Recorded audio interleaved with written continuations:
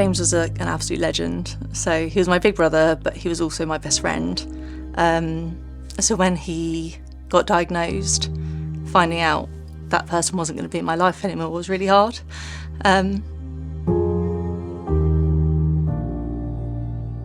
When we found out that James was terminally ill, I asked him if there's anything that he wanted to do, and the only thing he said he wanted was to spend as much time with his family as possible, and Macmillan Caring Locally allowed him to do that.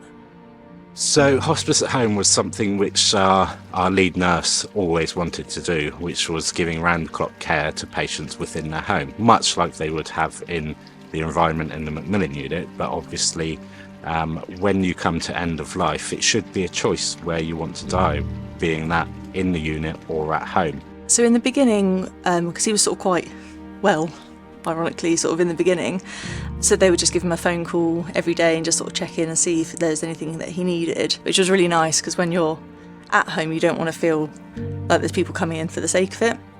So they would just give him a call, check in, see how he's doing, and if he was happy and everything was all good, they would sort of just leave us to it.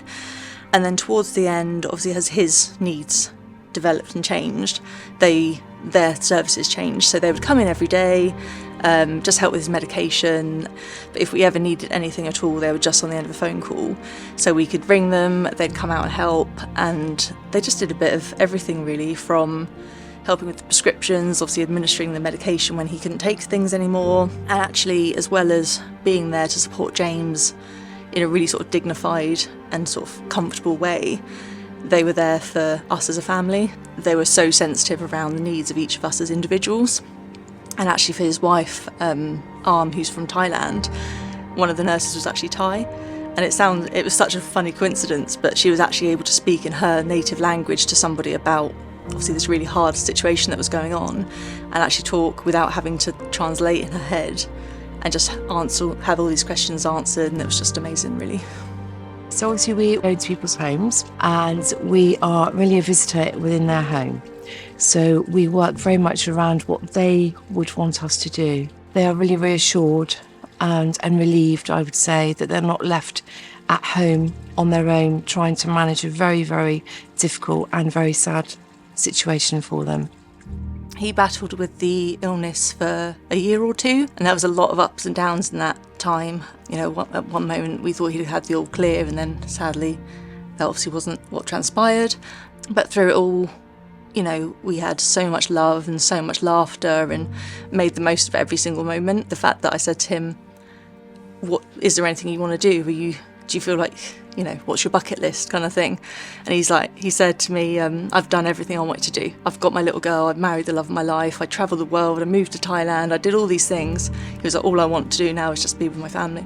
And I think if you can be in your 30s and actually that be your attitude at that moment, it just speaks it speaks such a testimony to him as a person. Him being at home gave him the opportunity to spend more time with his baby girl Kate, so he was able to do things like spend time with her at her bedtime routine and, you know, just watch her growing. Whereas if he'd been in a hospital or a hospice, we as a family wouldn't necessarily have felt comfortable taking a little, you know, 1-2-year-old girl into that environment for her own sake as well as, you know, the other people around. So the fact that he could watch her playing, and, you know, the weather was amazing, she was in the paddling pool, and he could just sit outside and watch her do that up until the last sort of couple of weeks of his life, it was that quality time, and we wouldn't have had that if we weren't using the service. When a patient comes under our care, one of the first questions that they're asked is what matters to them, and that's a question which is trying to make you think, well, if you had more time, or if the resources were available to you, what would you like to do?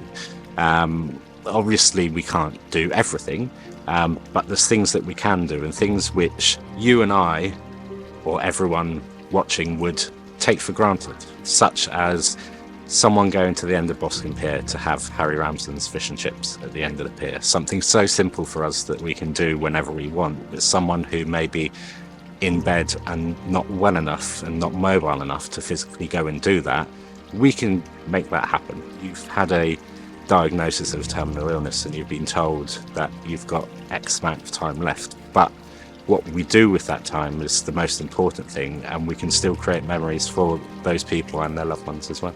It was like the worst time of our lives, really. But as a family, we try and make the most of the worst times, and actually having that support in our home allowed us to feel like we were sort of making it as normal as possible. And the fact that we could fulfil James's wishes, because all he wanted was to be with us, was amazing. And as I say, the nurses gave us, as his family, huge amounts of support. So they did everything that they could for James and us as a family to make a really, really hard time as easy as possible. So we're very fortunate of being able to build up a relationship with our patients, and quite often this means that we can be with them at home to support them with end-of-life care and their families. And once they have died, we tend to go back and do bereavement visits, and that can go on for some time, for a few weeks, or we can refer them on. What was really nice about, say, the Macmillan nurses when they were coming in was that they managed his pain so well. I think when it's that end-of-life care scenario, their absolute priority is making sure that you're comfortable.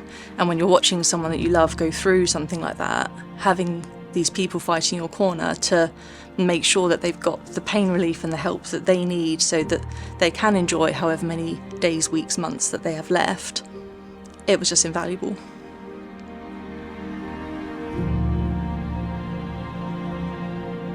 And then in the end, when James had passed, they were the people that we rang, and they came out at 2-3 o'clock in the morning. Nothing was ever too much trouble. They came over, they comforted us, and, you know, again, gave James as much dignity as possible in that moment.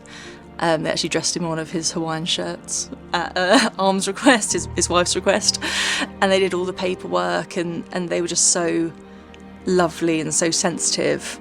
Obviously, when the worst thing had happened, but they were just amazing. It's the staff on the ward, the staff who go out to see patients day in, day out.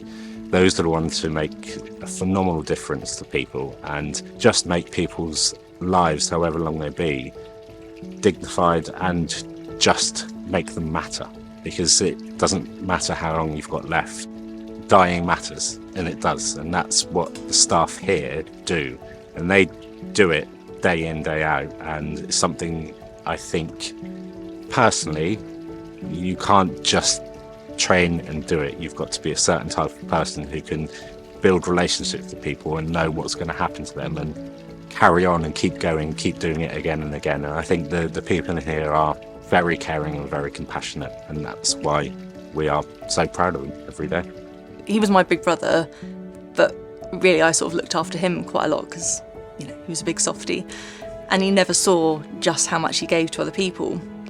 So I always said, if ever I have a little boy, I'd like to call him James after him. And actually, since James has passed, you know, we are expecting a little boy, and we called him Baby James. And it's actually so lovely for our family to have gone through such a horrific loss. But actually, this little baby in here is bringing us that future and that joy, and, you know, not just the legacy of his name, but hopefully he'll have some of those traits, and, you know, and Kate will always know, his daughter will always know that her cousin's named after Daddy and all of those things. So I'm happy that we can bring a new James. He'll never be replaced, but hopefully he'll have some of those namesake traits, so fingers crossed.